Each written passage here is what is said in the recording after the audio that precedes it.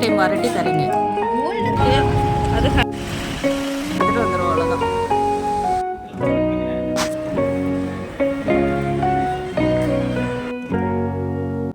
வணக்கம் friends, welcome to my channel. இது எங்களுடைய 12வது நாள் இலங்கையில். நாங்கள் இப்போ பென்டடோவில் வந்து நைட்டு ஸ்டே பண்ணிட்டோம். இது ரிவர் வியூ ரெசார்ட்டு. இப்போ இந்த ரெசார்ட்டை ஒட்டி ஓடக்கூடிய ரிவர் மது கங்கா ரிவர் அப்படின்னு சொல்கிறாங்க, பென்டடோ ஆறு அப்படின்னு சொல்கிறாங்க. வரிசையாக 3 ரூம் இருக்குது. வெளியில் காமனாக இந்த மாதிரி கேரிடர் மாதிரி இருக்குது. அதில் அந்தந்த ரூமுக்கு நேர் ஏத்தாப்பில் டைனிங் டேபிள் போட்டிருக்கிறாங்க. ரொம்ப சூப்பராகவே இருந்துச்சு ரெசார்ட்டு. இது ஒரு ரொம்ப பெரிய ரெசார்ட்டு. எங்களுடைய 12வது நாள் பென்டடோவும் 13வது நாள் கொழும்பும் எங்களுடைய ப்ரோக்ராம். பட் கொழும்பு பார்க்க 1 டே நாட் எனஃப் அப்படிங்கிறதுனால பென்டடோவில் நாங்கள் ஆஃப் டேக்குள்ளே சைட் சீன் முடிச்சுட்டு கொழும்பு சிட்டி டூர் 1.5 டேஸ் எடுத்துக்கிட்டோம். இப்போ நம்ம பார்த்துட்ருக்க இந்த செடியை அங்கே சர்க்கரை வியாதிக்கு மருந்தாக யூஸ் பண்ணிக்கிறாங்க இந்த லீவ்ஸை. காலையில் ஃப்ரெஷ்ஷப் ஆகிட்டு ரெசார்ட்டுக்கு உள்ளே இருக்கக்கூடிய டைனிங் ஹாலுக்கு நம்ம இப்போ சாப்பிட வந்திருக்கிறோம். அந்த டைனிங் ஹால் கீழேயே போட்டிங் சர்வீஸ் எல்லாம் இருக்குது. இந்த ரெசார்ட்டில் ஆயுர்வேதிக் ஸ்பா, மசாஜ் அந்த மாதிரி நிறைய ஃபெசிலிட்டிஸ் இருந்துச்சு. இங்கே நிறைய குரூப்பாக ஃபாரின் லேடிஸு, ஒரு லேடிஸாக சேர்ந்து குரூப்பாக வந்திருந்தாங்க. இவங்கெல்லாம் ரஷ்யன் லேடிஸு, ஒரு செட் ஆஃப் பீப்புள் வந்திருந்தாங்க. Only ladies. ரொம்ப அருமையாக காலையில் டிஃபன் இருந்துச்சு. அதில் இவங்க வச்சுருந்த அந்த மீன் குழம்பு ரொம்ப ஸ்பெஷலாக இருந்துச்சு. தேங்காய் பால்லேயே வேக வச்சா ஒயிட் கறி, மீன் கறின்னு சொல்லிட்டு வச்சுருந்தாங்க. அப்புறம் அந்த செஃப்பை கூப்பிட்டு அதை எப்படி செஞ்சீங்க அப்படின்னு சொல்லி கேட்குறாலும் அது ரொம்ப டேஸ்ட்டாக இருந்துச்சு. வெறும் தேங்காய் பால்லேயே மீனை வேக வச்சு வெங்காயம் தக்காளி பழம்லாம் போட்டு வித்தியாசமாக சூப்பரான ஒரு டிஷ்ஷு. ஸ்ரீலங்கா போனால் மிஸ் பண்ணாமல் இந்த வெள்ளை மீன் கறி குழம்பு சாப்பிட்டுட்டு டேஸ்ட் பண்ணிட்டு வாங்க. இவர் தான் அந்த செஃப்பு. சூப்பர். பென்டடோவில் மெயினாக இந்த ரிவரில் போகக்கூடிய அந்த ஸ்பீட் போட்டு தான் ரொம்ப ஃபேமஸ்ஸு. ரெசார்ட்லேயே ஒருத்தர் போகிறது, 2 பேர் போகிறது, குரூப்பாக போகிறது, அந்த மாதிரி நிறைய போட்ஸ் வச்சுருந்தாங்க. 4500 ஒரு ஃபுல் ரவுண்டு 1/2 அன் ஹவருக்கு மேலே எடுத்துக்கிறாங்க சுற்றிட்டு வர்றதுக்கு. இங்கே முக்கியமான 3 பிளேசஸ் தான் உண்டு. நம்ம முந்தின நாள் பார்த்த அந்த ஆமை பண்ணை, அடுத்து இந்த ஸ்பீட் போட்டு, அடுத்து ஒரு புத்த விஹார். இப்போ அந்த புத்த விஹாருக்கு தான் நம்ம போய்கிட்டு இருக்கிறோம். பென்டடோ தெற்கில் இருக்கக்கூடிய ஓரளவு டெவலப்பான நல்ல ஒரு சிட்டி தான். இப்போ கோவில் இருக்கக்கூடிய ஆர்ச்சுக்குள்ளோடி நம்ம போய் கார் பார்க்கிங் இடத்துல பார்க் பண்ணிவிட்டு மேல் நோக்கி, கோவில் கொஞ்சம் ஒரு குன்று மாதிரி உயரத்தில் இருக்குது, அதனால் மேல் நோக்கி நடக்கணும். ஆட்டோ மற்ற சின்ன வாகனங்கள்லாம் மேலே வர விட்றாங்க, காரை வந்து மேலே விடலை. அதனால் கொஞ்சம் ஏற்றத்தில் இப்போ நடந்துக்கிட்டு இருக்கிறோம். ரொம்ப பிரம்மாண்டமான அழகான கோவில். மரத்தடியில் லோட்டஸ் மாதிரி இருக்குது, அதில் புத்தர் இருக்குது. ஃப்ரண்ட்லேயே மிக பிரம்மாண்டமான புத்தர் சிலை. அங்கே ரெனோவேஷன் ஒர்க் ஓடிட்டு இருந்துச்சு. நம்ம ஏற்றத்தில் ஏறி வந்தோடனே மகா பத்ரகாளி கோவில் சைடில் இருக்குது. அங்கே விசேஷமான பூஜைகள்லாம் நடத்திக்கிட்டு இருக்காங்க. நம்ம பத்தி பொருத்துறதுக்கு, விளக்கு போடுறதுக்கு எல்லாமே தனித்தனி இடங்கள் இருக்குது. எல்லாருமே அர்ச்சனையும் பண்ணுறாங்க. அடுத்து மரத்தடியில் லோட்டஸ் வடிவில் புத்தர் சிலை வரிசையாக ரொம்ப அருமையாக வடிவமைச்சிருந்தாங்க. அது சூப்பராக இருந்துச்சு. மரத்துக்கு கீழே லோட்டஸ்குள்ளே ஒவ்வொரு இதழ்களுக்குள்ளேயும் புத்தர் தியானம் பண்ணுற மாதிரி ஒரு அமைப்பு.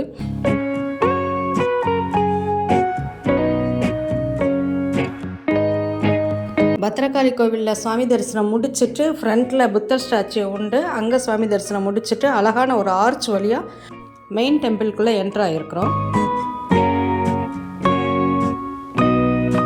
அழகழகான பெயிண்டிங்ஸு, சைடில் வந்து உட்காந்து புத்தர் அந்த ஸ்லோகங்கள் சொல்கிறதுக்கான இடம். அதுக்கு பிறகு அருமையான ஒரு முருகர் கோவில் இருக்குது என்ட்ரன்ஸ்லேயே.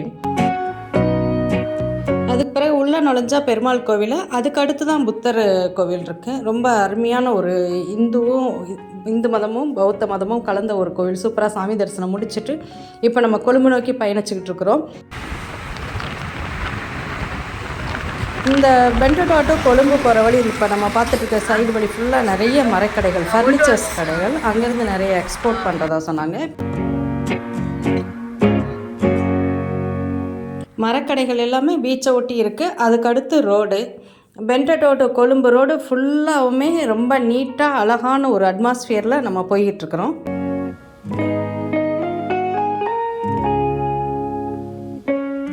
அப்ராக்சிமேட்டாக 82 கிலோமீட்டர் டிஸ்டன்ஸ் இருந்துச்சு. ஒரு 1.5 மணி நேரம் ஆச்சு எங்கள் ட்ராவலிங் டைமு.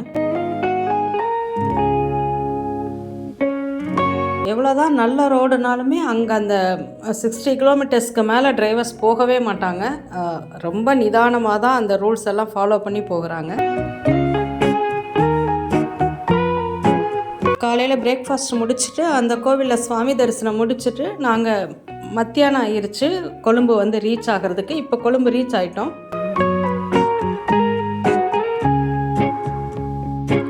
மத்தியானம் அங்கே மெயின் சிட்டியில் தமிழர்கள் நடத்தக்கூடிய ஒரு ஹோட்டலில் லஞ்சு சாப்பிட்டோம். இங்கே தமிழ் வந்து சாதாரணமாக நம்ம பேசுகிற மாதிரி தான் இருக்குது. யாழ்ப்பாணத்து தமிழுக்கும் கொழும்பு தமிழுக்கும் நிறைய டிஃப்ரென்ஸ் இருந்துச்சு. இங்கே கொழும்பில் வந்து காஸ்ட் ஆஃப் லிவிங் ரொம்ப கூட. நாங்கள் இருக்கிறது இப்போ மெயின் கொழும்பு சிட்டியில். இங்கே எங்களுக்கு வந்து ஓசோன் வியூ ஹோட்டல் வந்து புக் பண்ணியிருந்தாங்க. லஞ்சை முடிச்சுட்டு இப்போ நம்ம ஹோட்டலுக்கு செக்இன் பண்ண போய்கிட்டு இருக்கிறோம்.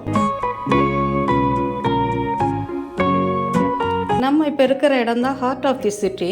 இது பக்கத்துலேயே ரயில்வே ஸ்டேஷன் இருக்குது. எதிர்த்தாப்பில் ரயில்வே ட்ராக் ஓடிட்டுருக்கு. அதுக்கு அடுத்து கடல் இருக்குது.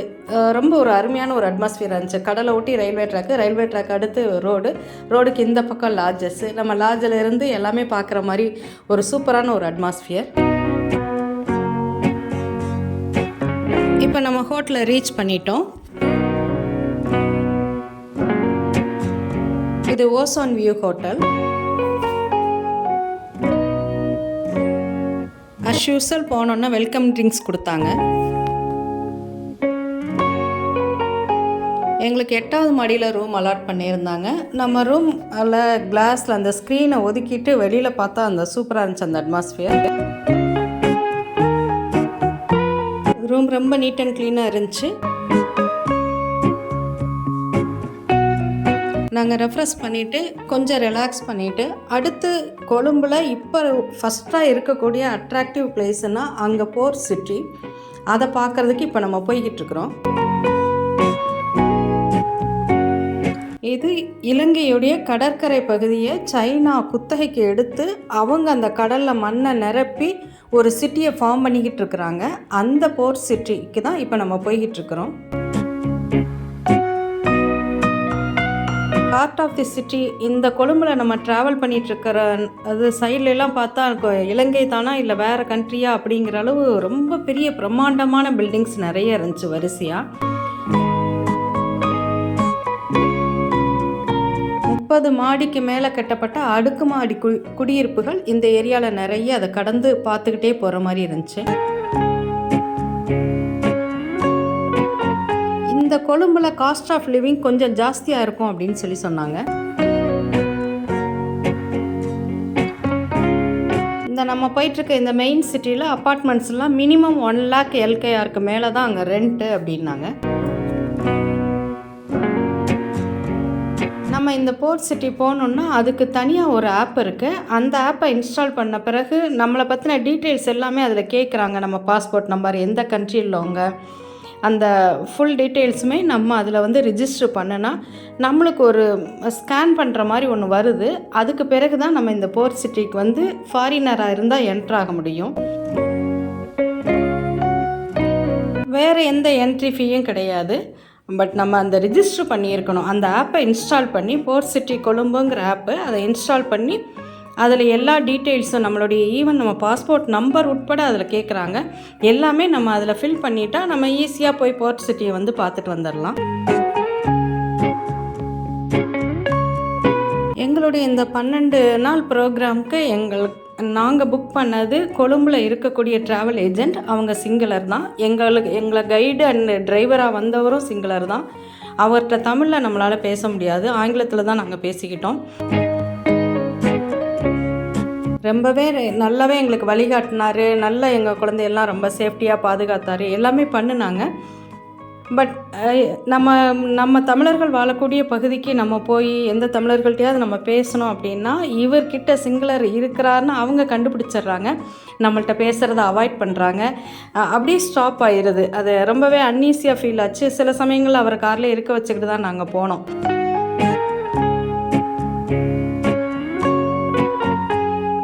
இது இலங்கையோட பழைய ராஷ்டிரபதி பவனம். இப்போ புது இடத்துல இருக்குன்னாங்க. அதை கடந்து இப்போ நம்ம போய்கிட்டு இருக்கிறோம்.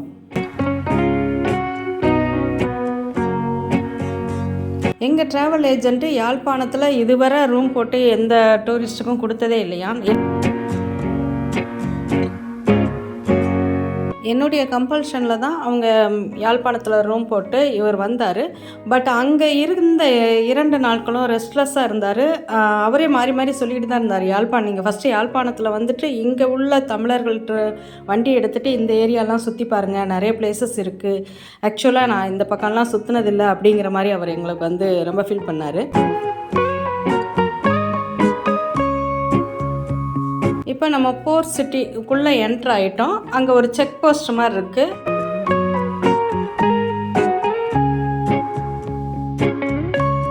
இது முழுக்க சீனர்களின் ஆதிக்கம் நிறைஞ்ச பகுதி. இது அவங்க பகுதி தான். அந்த சிங்களர்கள் கூட இங்கே அவங்கள்ட்ட பர்மிஷன் வாங்கிட்டு தான் வரணும். இங்கே அதனால் அங்கே நம்ம செக் போஸ்ட்டில் சைனீஸ் இருக்கிறாங்க. அவங்கள்ட்ட நான் அந்த ரிஜிஸ்டர் பண்ண அந்த செல்லுள்ளதை காமிச்ச பிறகு நம்மளை உள்ளே என்ட்ரு பண்ண விடுறாங்க. ஆர்டிஃபிஷியல் சீன்னு சொல்லிட்டு கடலுக்கு மேலே மண்ணை போட்டு மண்ணுக்கு மேலே கடல் தண்ணியை ஊற்றி அது செயற்கையான கடல் அப்படின்னு சொல்லிட்டு அங்கே உருவாக்கி வச்சுருக்குறாங்க. அதை பார்க்க எல்லா டூரிஸ்ட்டும் போய்கிட்டு இருக்கிறாங்க. இப்போ நம்மளும் அந்த செயற்கை கடல் பார்க்க இப்போ போய்கிட்டுருக்குறோம். நம்ம போயிட்டுருக்க இந்த இடம் ஃபுல்லாகவுமே கடல் தான். இலங்கை வந்து இவங்களுக்கு ஒத்திக்கு இந்த கடலை கொடுத்ததை இவங்க லேண்ட் ஆக்கி அதில் மிகப்பெரிய பில்டிங்ஸ் எல்லாம் கட்டிக்கிட்டு இருக்கிறாங்க. இப்போ நம்ம பார்த்துட்ருக்கிற பில்டிங்ஸ்லாம் கொழும்புள்ள பில்டிங்ஸ் தான். இப்போ நம்ம போயிட்டுருக்கிறது தான் போர்ட் சிட்டி. இதில் இந்த ஆர்டிஃபிஷியல் சீ மட்டும்தான் பார்க்க இப்போ அலவுடு. இன்னொரு பக்கம் கன்ஸ்ட்ரக்ஷன் ஒர்க் ஓடிக்கிட்டு இருக்கு, அங்கே அலவுடு கிடையாது. இப்போ நம்ம கார் பார்க்கிங்க்கு வந்துட்டு காரை பார்க் பண்ணிட்டோம். பார்க் பண்ணிவிட்டு உள்ளே வர்றதுக்கு நல்ல ரெட் கார்பெட் போட்டு என்ட்ரன்ஸ் மாதிரி வச்சுருக்குறாங்க. நம்ம இப்போ உள்ளே என்ட்ரு ஆகிட்டோம். கிட்டத்தட்ட மால் செட்டப் மாதிரி நடுவில் வந்து நிறைய சேர் டேபிள்ஸ் போட்டு 3 பக்கமும் கடைகள். இது எல்லாமே சைனீஸுடைய கடைகள். பட் ஒர்க் பண்ணுறது இலங்கையில் உள்ள மக்கள் தான் இங்கே ஒர்க் பண்ணுறாங்க. இவங்க பில்லு போடுறதுலேருந்து எல்லாமே அவங்க கண்ட்ரோல் இருக்கான். ஜஸ்ட் இவங்க ஒர்க் பண்ண மட்டும் தான் செய்கிறாங்களாம். எல்லாமே பயங்கர காஸ்ட்லியாக தான் இருக்குது. சாதாரண நூடுல்ஸே 1500 LKR. நம்ம ஒரு மணிக்கு 400 ரூபா. 2150. இது என்னப்பா இது? 2150 ரூபா. இது என்னது?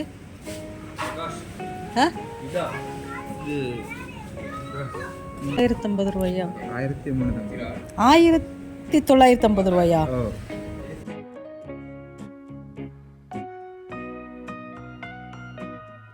எல்லா டிஷ்ஷஸுமே 1500, 1900, 2000 அப்படி சாதாரண இது கூட பயங்கர காஸ்ட்லியாக இருக்குது. இந்த கடைகளை பார்த்துக்கிட்டே நல்லா நீட்டாக வச்சுருக்குறாங்க. கடைகளை பார்த்துட்டே வந்தால் இந்த ஆர்டிஃபிஷியல் சீ வந்துடுது. இது செயற்கையாக உருவாக்கப்பட்ட கடலுங்கிறதுனால அலைகள் அதிகமாக இல்லை. காற்றுக்கு அந்த தண்ணி லேசாக மேலே எழும்புது. அதனால் அங்கே வந்து இந்த போட்டு நிறைய இந்த சில்ட்ரன்ஸ் விளையாடக்கூடிய இடம், குறிப்பிட்ட ஒரு இடத்துல நீந்துறதுக்காக அந்த கயிறு மாதிரிலாம் கட்டி வச்சுருக்குறாங்க.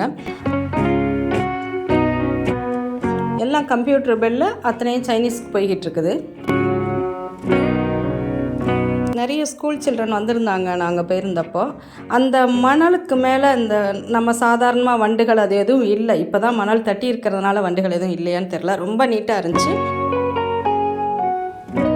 அங்கே பார்த்துட்டு டைம் ஸ்பெண்ட் பண்ணிவிட்டு அடுத்து நாங்கள் ரூமுக்கு வந்து ஸ்டே பண்ணிட்டோம்.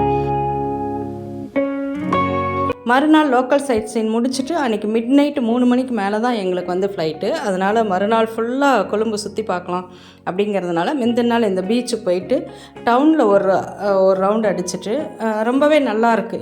கொழும்பு சிட்டியில் நம்ம வந்து ஒரு ரவுண்ட் அடிக்கிறது நல்லா இருந்துச்சு. சாப்பாடு ஐட்டங்களுமே சூப்பராக கிடைக்குது, ரொம்ப டேஸ்ட்டாகவும் கிடைக்குது. கொழும்பு வெல் டெவலப்டு சிட்டியாக இருந்துச்சு. அந்த பில்டிங்ஸு, ஹோட்டல்ஸு எல்லாமே ரொம்ப நல்லா இருந்துச்சு. எக்கனாமிக் க்ரைசிஸ் அப்படின்னாங்க, பட் அதெல்லாம் ஒன்றுமே தெரியல. நாங்கள் கொழும்பில் சுற்றினப்போ நைட் வந்து ஸ்டே பண்ணிட்டோம். இது மறுநாள் காலையில் ஏர்லி மார்னிங் எந்திச்சு ரெஃப்ரெஷ் ஆகிட்டு கீழே பிரேக்ஃபாஸ்ட்டு காம்ப்ளிமெண்ட்ரி அங்கே சாப்பிட வந்திருக்கிறோம்.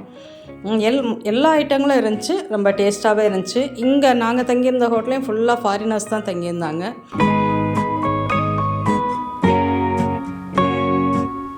இந்த ரெஸ்டாரண்ட்டில் சைடு ஃபுல்லாக கிளாஸ் தான். நம்ம பிளேட்டில் எடுத்து வச்சுக்கிட்டு கடல், அந்த ரோடு, ட்ரெயின் ட்ராக்கு எல்லாம் பார்த்துக்கிட்டு சாப்பிட்றதே கொஞ்சம் ரொம்ப ஒரு டிஃப்ரெண்ட்டான ஒரு எக்ஸ்பீரியன்ஸ் தான்.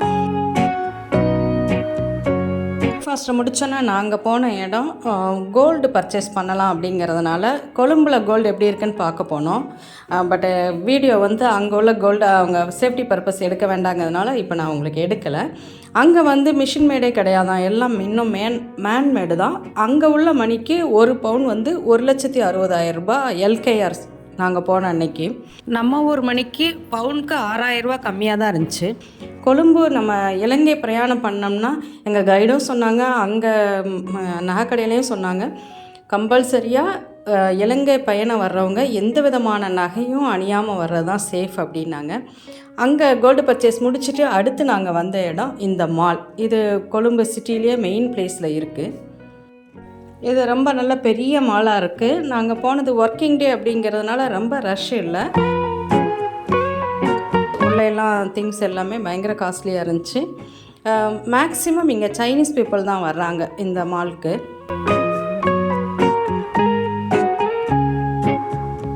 இந்த மாதிரி சில்ட்ரன்ஸ் விளையாடுறதெல்லாம் ரோபாலாம் 500 LKR 5 மினிட்ஸ்க்கு. நம்ம ஒரு மணிக்கு 125 ரூபா.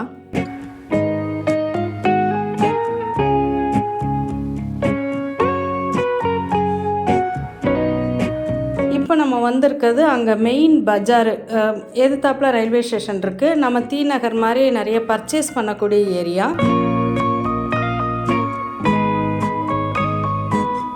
நிறைய க்ரௌட் இருந்துச்சு. நிறைய இந்த கடைகள் வச்சுருந்தவங்கெல்லாம் தமிழ் பேசக்கூடிய இஸ்லாமியர்கள்.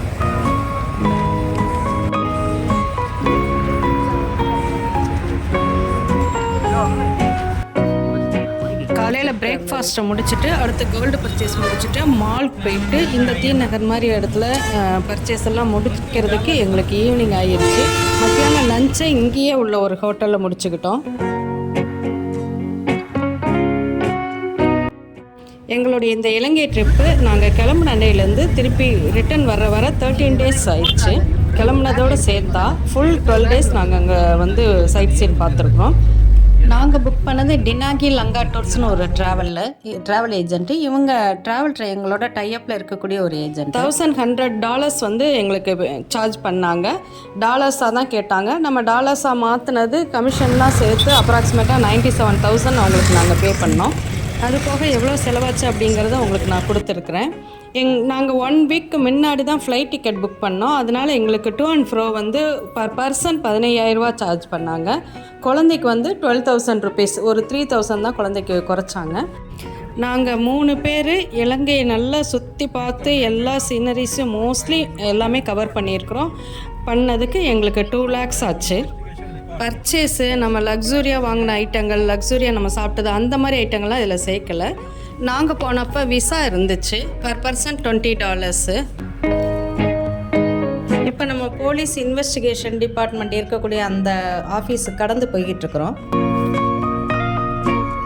நிறைய டெவலப்மெண்ட் ஒர்க்கு அங்கங்கே நடந்துக்கிட்டு தான் இருக்குது.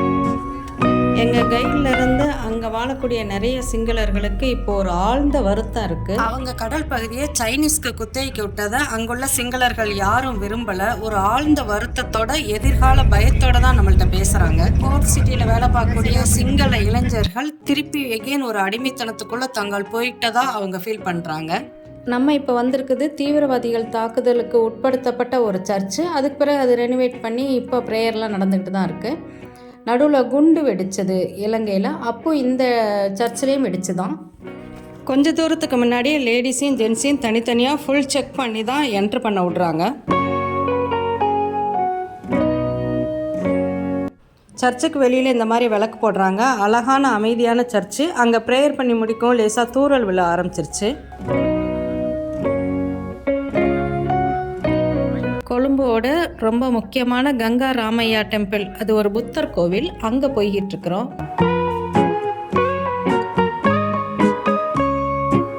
எவ்வளோ டிராஃபிக் இருந்தாலும், எவ்வளோ ஜனங்கள் இருந்தாலும், எந்த பகுதியிலும் குப்பை, ஓடைகள், ஒரு ஸ்மெல் எதுவுமே இல்லை கொழும்பில். ரொம்ப நீட்டாக க்ளீனாக ரூல்ஸை எல்லாருமே கரெக்டாக ஃபாலோ பண்ணுறாங்க. ரொம்ப ஆச்சரியப்பட்டுக்கிட்டே தான் நம்ம ட்ராவல் பண்ணுற மாதிரி இருக்குது. ஆன் தி வே இந்த முருகர் கோவில் இருந்துச்சு. இது எங்களுடைய இதில் இல்லை, எங்களுடைய டூர் ப்ரோக்ராம் இல்லை. ஆனால் இந்த கோவில் ரொம்ப அழகாக இருந்ததுனால வண்டியை நிப்பாட்டிட்டு சாமி தரிசனம் பண்ணோம். நாங்கள் போனப்போ ஈவினிங் பூஜை நடந்துட்டு இருந்துச்சு. அவங்க 150 வருட பழமையான கோவில்னு சொன்னாலும் எவ்வளோ தடவை சுற்றி பார்த்தாலும் அந்த தெரியல. அந்தளவு புதுசாக ரொம்ப அழகாக நீட்டாக சுவாமி தரிசனம் கிடச்சிது. கொம்பனி தெரு அருள்மிகு சுப்பிரமணிய சுவாமி கோவில் இது.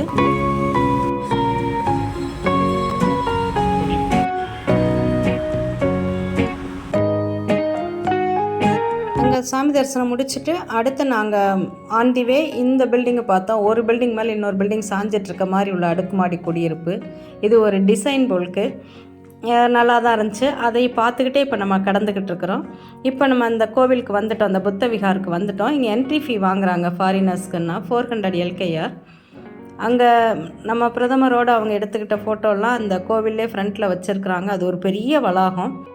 இந்த கோவிலுக்கு சொந்தமான இன்னொரு கோவிலும் பக்கத்தில் இருக்குது. 2 புத்தர் கோவில் முடிச்சுட்டு அடுத்து நம்ம வந்த இடம் கைலேஸ்வரம். இது ரொம்ப அருமையான ரெட்டை கோவில்கள், சூப்பராக இருந்துச்சு. இந்த கைலேஸ்வரம் தேவஸ்தான கோவில் கொழும்பு போனால் மிஸ் பண்ணாமல் பார்க்கக்கூடிய ஒரு இடம். லோட்டஸ் டவருக்கு அடுத்து தான் இருக்குது. ரொம்ப சூப்பரான ஒரு கோவில். அங்கே நிறைய திருமணங்கள் இந்த கோவிலில் தான் நடத்துவாங்களாம். அங்கே அருமையான ஒரு சாமி தரிசனம் கிடச்சிது. முடிச்சுட்டு பக்கத்தில் இருக்கக்கூடிய அந்த லோட்டஸ் டவர் பார்க்க வந்திருக்கிறோம். இது 29 மாடி லிஃப்ட்டில் ஏறி மேலே டாப்பில் போய் கொழும்பு சிட்டியை நம்ம பார்க்கலாம். அதுக்கு $20 per person சார்ஜ் பண்ணாங்க. 3 வயசுக்கு மேலே குழந்தைகளுக்கும் $10. பார்த்து முடிச்சுட்டு எங்களுடைய இலங்கை பிரயாணம் நல்லபடியாக இனிமையாக முடிஞ்சது. எங்களை ஏர்போர்ட்டில் ட்ராப் பண்ணிட்டாங்க. 12 டேஸாக எங்களோட பயணித்த டிரைவர் கம் கைடோட ஒரு ஞாபகார்த்தமாக ஒரு ஃபோட்டோ எடுத்துகிட்டு எங்களுடைய பயணத்தை நாங்கள் நல்லபடியாக முடிச்சுக்கிட்டோம். வீடியோ பிடிச்சிருக்குன்னு நினைக்கிறேன். பிடிச்சிருந்தால் லைக் பண்ணுங்கள், ஷேர் பண்ணுங்கள், சப்ஸ்கிரைப் பண்ணுங்கள். அடுத்த வீடியோவில் உங்களோட சந்திக்கிறேன். Thank you friends. ஹலோ ஃப்ரெண்ட்ஸ், இன்றைக்கி நாங்கள் இந்தியா போகிறோம்.